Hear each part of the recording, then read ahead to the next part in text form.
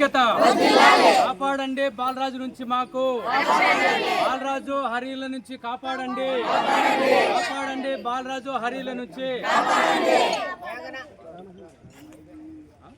వాళ్ళ నుంచి ప్రాణహాని ఉందండి కాపాడండి బాలరాజు మేఘన తేజాల నుంచి కాపాడండి హరి బాలరాజు తేజ మేఘన నుంచి కాలనీ ప్రజలకు కాపాడండి మేఘన బాలరాజు హరి వాళ్ళ రమాదేవుల నుండి బాలరాజు తేజ మేఘన రమాదేవుల నుంచి కాపాడండి వర్ధిల్లాలి పేదల ఐక్యత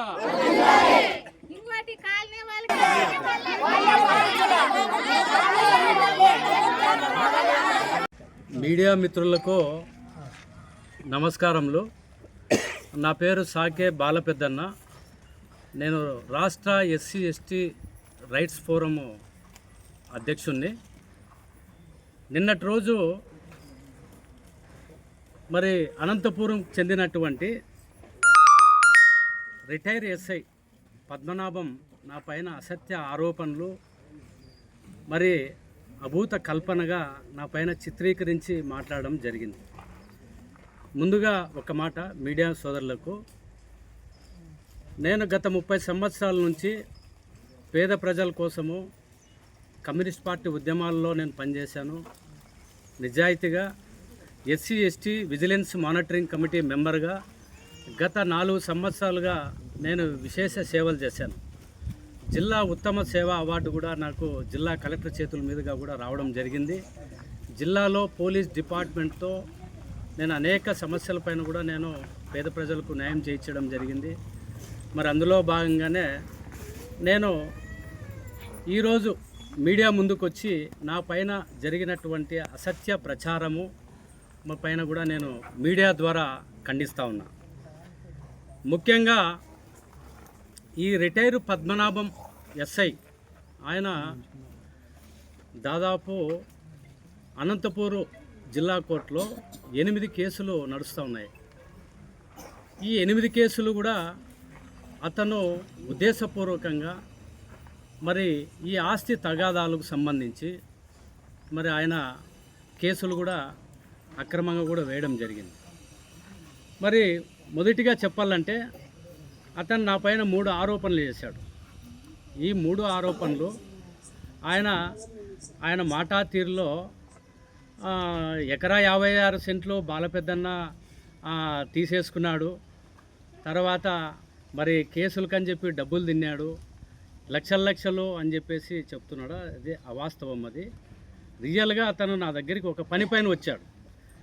అన్న, నేను అంబారపు వీధిలో ఉన్నాను, తర్వాత పబ్లిక్ రస్తా ఉంది, దానికి న్యాయం చేయి అని చెప్పేసి కోర్టు ద్వారా నాకు సలహా ఇవ్వు అని అన్నాడు.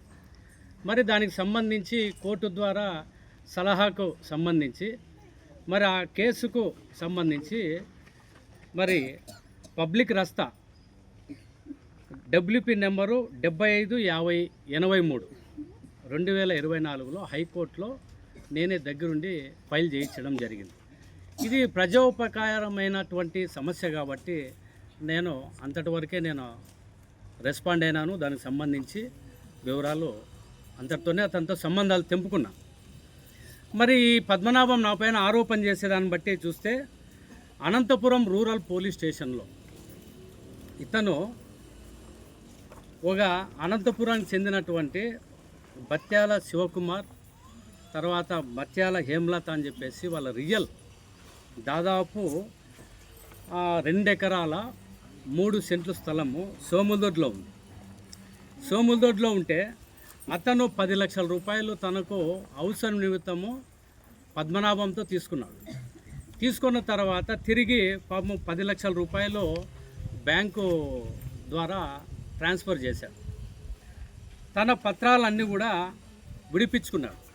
విడిపించుకున్న తర్వాత ఇదే పద్మనాభమే ఏం చేశాడు, మరి ఈ యొక్క పత్రాలు ఈ రాయించుకున్న తర్వాత రాధారాణి ఈ పత్రాలు రాపించుకొని తర్వాత రిజిస్ట్రేషన్ చేయించుకొని మార్టిగేజ్ చేయించుకొని వాళ్ళ పత్రాలు వాళ్ళకు ఇచ్చేసిన తర్వాత ఇది దాదాపు 3 కోట్ల రూపాయల ప్రాపర్టీ. దీన్ని అక్రమంగా వాళ్ళ భార్య పేరు పైన ఉన్నటువంటిది వాళ్ళ మరదలకి ఇతను రాసిచ్చాడు. రాసిచ్చి తర్వాత మోసం చేసి ఇచ్చేసినటువంటి విషయము బాధితుడు పోలీస్ స్టేషన్లో పోయి కంప్లైంట్ చేశాడు. బత్యాల శివకుమారు భార్య అంతా పోయి ఇట్లా మా పత్రాలు మేము ఇడిపించుకున్నాము, డూప్లికేట్ జిరాక్స్ కాపీలు తీసుకొని పోయి తర్వాత రిజిస్ట్రేషన్ చేయించాడని చెప్పేసి 420 కింద కేసు నమోదైంది. 420 కింద కేసు నమోదైన వెంటనే మరి కోర్టులో కూడా షార్ట్ షీట్ ఫైల్ చేయడం జరిగింది ఆయన పైన.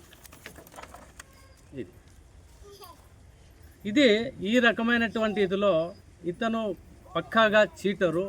ప్రతి ఒక్కరికి కూడా ఇట్లాంటి వేధింపులే ఎక్కువైనాయి. తర్వాత ఇతను బాధితుడు పాపము నిజాయితీగా డబ్బులు కట్టి తర్వాత మోసపోయి తర్వాత ఇప్పుడుకు వాళ్ళు కోర్టులో కూడా తిరుగుతూ ఉన్నారు.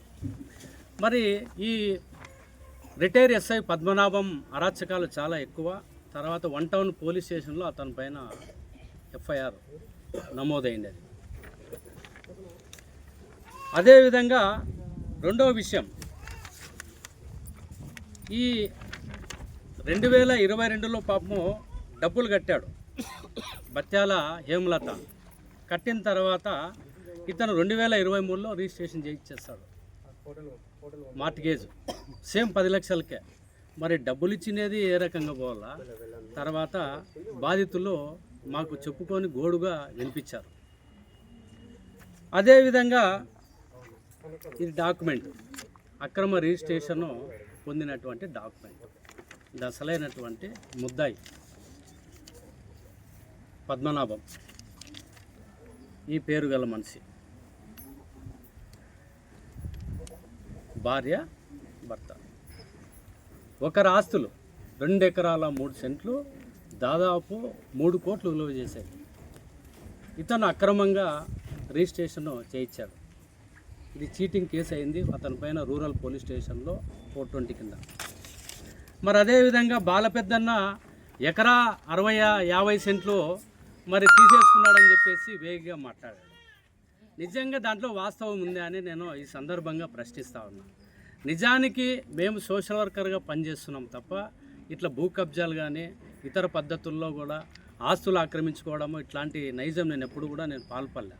నేను చాలా నిజాయితీగా పనిచేస్తున్నా. తర్వాత పేదల పక్షాన పోరాటం చేస్తున్నా. తర్వాత ప్రభుత్వ అధికారుల దృష్టికి కూడా తీసుకెళ్తున్నా. అసత్య ఆరోపణలతో కుటుంబాన్ని బజారు కీర్చడం జరిగింది. నా భార్య పిల్లలను తర్వాత అతను చాలా ఇదిగా ఇచ్చేశాడు. దానికి నేను ఏ విధంగా సమాధానం ఇవ్వాలా జిల్లా పోలీస్ వారికి అలాగే జిల్లా కలెక్టర్ గారి దృష్టికి కూడా తీసుకెళ్తాను.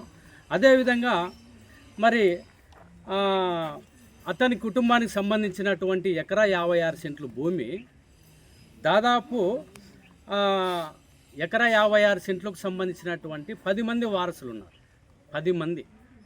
ఈ 10 మంది వారసులు ఇది రాసిచ్చినటువంటి అగ్రిమెంట్ ఎవరికి? పద్మనాభంకి రాయిచ్చారు. 10 మంది అగ్రిమెంట్ రాసి 10 మంది కలిసి రాయిచ్చారు. ఈ 10 మంది వారసులంతా కూడా పద్మనాభం రాస్తే పద్మనాభం ఏం చేశాడు, తన స్వయాన అల్లుడు నంబూరి నాగేంద్రప్ప అని చెప్పేసి ఆయన చాలా నిజాయితీ మనిషి. తర్వాత ఆయన కొన్నాడు, 7 కోట్ల రూపాయలు కొన్నాడు. తర్వాత ఇది ఒరిజినల్, ఇది రికార్డెడ్. ఆయన కూడా కోర్టులో కేసు వేసాడు. తర్వాత కేసులు కూడా జరుగుతూ ఉన్నాయి. తర్వాత మరి బాలపెద్దన్న తీసేసుకున్నాడు ఎకరా 56 సెంట్ అంటే నిజంగా మీడియా ముందు నేను తెలియజేస్తా ఉన్నా. నిజంగా వాస్తవాలు ఉన్నాయా లేదా అనేది ప్రజలు కూడా గ్రహించాలా. పోలీస్ అధికారులు కూడా చూస్తున్నారు. తర్వాత జిల్లా కలెక్టర్ గారు చూస్తున్నారు. ఇది ఎంత మటుకు నిజం ఉంది, ఎంత మటుకు వాస్తవం ఉంది అనేటువంటిది. ఇది దాదాపు అతను కొన్నాడు, స్వయాన అల్లుడు నంబూరి నాగేంద్రప్ప. మొత్తం అందరికీ ప్రతి ఒక్కరికి డబ్బులు చెల్లించి 7 కోట్ల రూపాయలు డబ్బులు పెట్టి కొన్నాడు. అతను కూడా చాలా అనేక రకాలుగా వేధిస్తూ తర్వాత చిత్రహింసలుగా అతన్ని మానసికంగా బాధపెట్టి అతను కూడా మాతో కూడా చెప్పుకోవడం జరిగింది. మరి ఇవన్నీ కూడా రికార్డ్స్ అన్నీ కూడా ఇది అన్ని వాస్తవాలు. రిజిస్టర్ ఆఫీస్లో చెక్ చేసుకోవచ్చు, 1 టౌన్లో చెక్ చేసుకోవచ్చు, దాదాపు రూరల్ పోలీస్ స్టేషన్లో కూడా ఇతని పైన ఏ విధంగా ఉంది అనేది. ఇతను ఒక బ్లాక్ మెయిల్, ఒక చీటర్. తర్వాత ప్రజలందరినీ మోసం చేయడము. ఇతను రిటైర్ కాకమునుపు ఎస్ఐగా ఉన్నప్పుడు దాదాపు అక్రమాస్తులు కూడా కోట్ల రూపాయల అక్రమాస్తులు కూడా సంపాదించుకున్నాడు. దాదాపు ఇంత ఆస్తి రావడానికి మరి ఎక్కడి నుంచి వచ్చింది అనే దానికి ఇదన్నీ కూడా ప్రజలకు తెలుసు, అది ఏ విధంగా చేస్తాడనేది. మరి దీనికి సంబంధించి ఈ రకమైనటువంటిది నా పైన అసత్య ఆరోపణలు చేయడము ఇది చాలా నేను తీవ్రంగా ఖండిస్తున్నాం మా ఫ్యామిలీ తరఫున. అదేవిధంగా అతను ఫోన్పేలు చూపించాడు. ఫోన్పేలు అంటే దాదాపు అతను ఫోన్పేలు చూపించినది ఇదే, కేవలము దాదాపు 31,000 రూపాయల మట్టుకే నాకు ఇచ్చాడు. అది ఈ హైకోర్టుకు సంబంధించినటువంటిది. ఇంకెక్కడే కానీ అతను ఇచ్చినటువంటి ఏదైనా ఉందంటే నేను చట్టపరంగా ఏదైనా కానీ నాకు శిక్షించినా కానీ చట్టానికి లోబడి నేను తల వంచుతానని చెప్పేసి నేను మీడియా ముఖంగా నేను అందరూ కూడా తెలియజేస్తూ ఉన్నా. చట్ట ప్రకారంగా నేను మోసం చేసి ఉండింటే చట్టం ఏ శిక్ష విధిస్తుందో ఆ శిక్షకు నేను కట్టుబడతానని చెప్పేసి నేను తెలియజేస్తున్నా. తర్వాత ఇటువంటి నాలాంటి వ్యక్తి పైన అసత్య ఆరోపణలు చేయడము, మా కుటుంబాన్ని బజారు కీడ్చడము, ఇటువంటి ఆత్మగౌరవం దెబ్బ తినేటువంటి పరిస్థితి. మేము ఏదైనా కానీ ఈ ఆత్మగౌరవం దెబ్బతిని మేము ఏదైనా ఒకటి ప్రాణాపాయ స్థితిలో సూసైడ్ చేసుకునేటువంటి పరిస్థితుల్లో చాలా డ్యామేజ్గా నా 30 సంవత్సరాల కెరీర్లో నేను ఎక్కడా కూడా ఇది లేదు. ఈరోజు నవ్వు ప్రజెంట్ ఎన్ఓసి తీసుకున్నా కానీ నో క్రిమినల్ కేసు అనేది వంటిది కూడా నా దగ్గర రికార్డ్స్ కూడా ఉన్నాయి. ఎక్కడ కూడా నేను ఏ అవినీతి అక్రమాలు కూడా పాల్పడినటువంటి వ్యక్తిని కాను. నా పైన అసత్య ఆరోపణలు చేసినటువంటి రిటైర్ ఎస్ఐ పైన కూడా తక్షణమే మొత్తం అతని జిల్లా నుంచి కూడా బహిష్కరించండి. పోలీస్ అధికారులకు నేను చేతులెత్తి వేడుకుంటున్నా. దయచేసి ఇటువంటి వ్యక్తిని ఈ జిల్లాలో కూడా మరి ఉండనీకోకుండా బహిష్కరిస్తే ఎంతోమందికి న్యాయం జరుగుతుందనేటువంటిది ఇది. నాలాంటి సామాన్యమైనటువంటి వ్యక్తి, నేను ప్రజా లీడర్గా ఉన్నటువంటి నా పైన ఈ రకంగా చేయడము చాలా దుర్మార్గము. దీన్ని నేను తీవ్రంగా ఖండిస్తూ ఉన్నాను మీడియా ముఖంగా అని చెప్పేసి తెలియజేస్తున్నాను. మీడియా సోదరులకు ముఖ్యంగా మన మీడియా సోదరుడు అడిగినటువంటి క్వశ్చన్, బాలపెద్దన్న ఇక్కడ కాలనీలో లక్షల రూపాయలు వసూలు చేసినాడు అనేటువంటిది అది కూడా అసత్య ఆరోపణే. నిజానికి ఇక్కడ ఉన్నటువంటి పేదలు దాదాపు 80 కుటుంబాలటువంటి పేదలు ఇక్కడ నివాసం ఉన్నారు. గత 4 సంవత్సరాల నుంచి ఈ యొక్క పోరాటం జరుగుతూ ఉంది. ఇక్కడ నివాసం ఉన్నారు.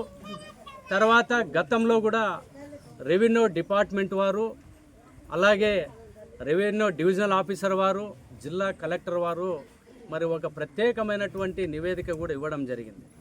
ఈ నివేదిక ఆధారంగా ఇక్కడ ప్రస్తుతం నివాసం ఉన్నారు. ఈ నివాసంలో ఉన్నటువంటి వాళ్ళు ఎక్కడ కూడా అవినీతి అక్రమాలు జరగలేదు. మరి స్టార్టింగు ఇక్కడ కొంతమంది వ్యక్తులు బాలరాజు, తర్వాత అట్లనే హరి, మేఘన, తర్వాత నగీన, తర్వాత తేజ, తర్వాత రమాదేవి అని చెప్పేసి వీళ్ళందరూ కూడా ఇక్కడ బాలరాజు తరఫున ఒక ముఠాగా ఏర్పడి వీళ్ళందరూ కూడా ఈ యొక్క స్థలాలన్నీ కూడా బయట వేరే వాళ్ళతో లావాదేవీలు జరుపుకొని ఒక్కొక్క ఫ్లాట్కు 1,00,000 రూపాయలు చొప్పున తర్వాత వసూలు చేసుకున్నారు. వసూలు చేసుకొని ఇక్కడ మాకు ఫ్లాట్లు కావాలని చెప్పేసి ప్రతి ఒక్కరిపైన మరి నిందలేసేటువంటి పద్ధతుల్లో మా పైన నిందలు వేస్తూ తర్వాత ఈరోజు ప్రజలకు అడగండి, ఇక్కడ ఉన్నటువంటి పేద ప్రజలంతా కూడా ఉన్నారు. మీడియా సమక్షంలోనే ఎక్కడైనా కానీ ₹1 అవినీతి అక్రమాలు జరిగాయా, తర్వాత ఎక్కడైనా కానీ పేద ప్రజలతో పీడించడమా, ఇవన్నీ ఏదైనా ఉందన్న అంటే నేను స్వచ్ఛందంగా చట్టానికి లోబడి ఏ శిక్ష విధించినా కానీ నేను సిద్ధంగా ఉంటానని తెలియజేస్తున్నాను. ప్రజలు ఉన్నారు కదా మీడియా వాళ్ళకి అందరికీ నమస్కారం. మా ఆయన మీద పద్మనాభం గారు చెప్పడం చాలా అన్యాయం. అది మేము ఎటువంటి అట్లాంటి వ్యక్తి మా ఆయన అయితే కాదు. ఎప్పుడు 30 ఏళ్ళు పార్టీలో పనిచేసినా కూడా ఎక్కడే కానీ ఒక్క అవినీతి అనేది కూడా లేదు. మాకు పద్మనాభం సారు మా కుటుంబాన్ని బయటికి ఇది చేసినాడు, ఇట్లా చేసినారు అని మా ఇంటికి కూడా ప్రాణహాని ఉందని చెప్పినాడు. మా ఇంటికాడికి వచ్చి బెదిరించినాడు. నేను అనుకుంటే నేను ఏఎస్ఐని రిటైర్మెంట్ అయినా కూడా నాకు ఎన్నో కూడా నాకు తెలుసు, మీ అంతు చూస్తాను అని చెప్పి మా అత్త కూడా బెదిరించడం జరిగింది. కానీ మా నింటి కాదు ఆయప్పనింటినే మాకు ప్రాణహాని ఉంది, నా కుటుంబానికి, మా అత్తగారికి, అందరికీను. దయచేసి ఆయప్పని కఠినంగా కలెక్టర్ గారు కానీ, ఎస్పీ గారు కానీ, డిఎస్పీ గారు కానీ, 1 టౌన్ సిఐ గారు కానీ చర్య తీసుకోవాలని కోరుతున్నాను. కొడుకు ఎక్కడ పోయినాడు అన్నాడు. సార్ నాకు తెలియదు సార్, నా కొడుకు ఎక్కడ పోతారు నాకేం తెలియదు అన్నా. తెలియకుండా ఎట్లుంటుంది గాడిద ముండా, ఏ వరుసదానా నీ కొడుకు నువ్వు కన్నావా లేదా, ఎటుకిడిచి పెట్టావా నువ్వు అని. ఏం సార్ అట్లా మాట్లాడుతున్నావు, కొంత చూసి మాట్లాడు అంటే, ఏంది చూసేది, నేను అంటాను పోలీస్ స్టేషన్లో ఎస్ఐని, నా పేరంటే దడలు కావాలా, ఏంటికి నువ్వు నీ కొడుకుని దాచిపెట్టి మాట్లాడుతాండవైనా. ఇట్లా దాచుకునేవాడు కాదు నా కొడుకు, పబ్లిక్గా కలిసి మాట్లాడతాడు. నీకు అవసరం లేదు సార్ ఇన్ని మాటలు, నేను ఇప్పుడు మా ఇంటికి ఏంటికి వచ్చినావు అంటే నేను వచ్చినా మీ ఇంటికి వచ్చి అదే పనిగా వచ్చినా నీ కొడుకుతో కలచాలని, కానీ నీ కొడుకు నాలో కలచలేదు. కాబట్టి నీ కొడుకు, నీ కాళ్ళి, నువ్వు అందరూ తచ్చిం టేసి కాటికి రారు అని చెప్పి బెదిరించినాడు. మళ్ళీ వచ్చి అమ్మ నీ కాళ్ళు పట్టుకున్నాను, నీ కొడుకుని ఏమనలేదు సారీ అని. నీ సారీల కథలు పక్కన పెట్టు, మా కొడుకుని ఏదన్నా ఒకటి అయితే నీదే జవాబారి అని సీఎం ఉందని అని వచ్చిన. అటు వరకు జరిగింది.